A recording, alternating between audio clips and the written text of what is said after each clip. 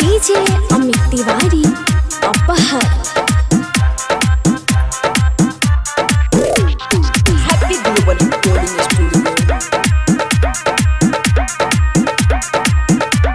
नाच खाती ओइनी हो बबुआ बनाल से लागो तारो लफुआ हो अपना तू चाल से ओइलो ऑर्केस्ट्रा में नाच लो तू ताल से फेर नहीं मजा मिले तहरा हो काल से ले ले हई नंबरे उठा दे अपन भगरी देखे दे बरतिया के धन अपन सगरी नाच खाती ओइनी हो बबुआ बनाल से लागो तारो लफुआ हो अपना तू चाल से ओइलो ऑर्केस्ट्रा में नाच लो तू ताल से फेर नहीं मजा मिले तहरा हो काल से ले ले हई नंबरे उठा दे अपन भगरी देखे दे बरतिया के धन अपन सगरी डीजे अमित तिवारी अपहर।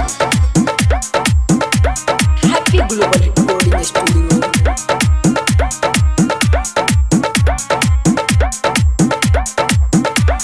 दूर काहे भागोदारी लगे तनिया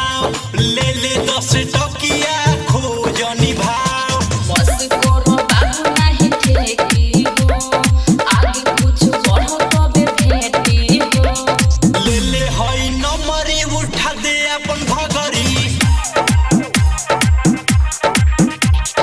देखे दे बरतिया के धन अपन सगरी नाच खाती ओइनी हो बबुआ बनाल से लागो तारो लफुआ हो अपना तू चाल से ओइलो ऑर्केस्ट्रा में नाच लो तू ताल से फेर नहीं मजा मिले तहरा हो काल से ले ले हई नंबरे उठा दे अपन भगरी देखे दे बरतिया के धन अपन सगरी डीजे अमित तिवारी अपहर।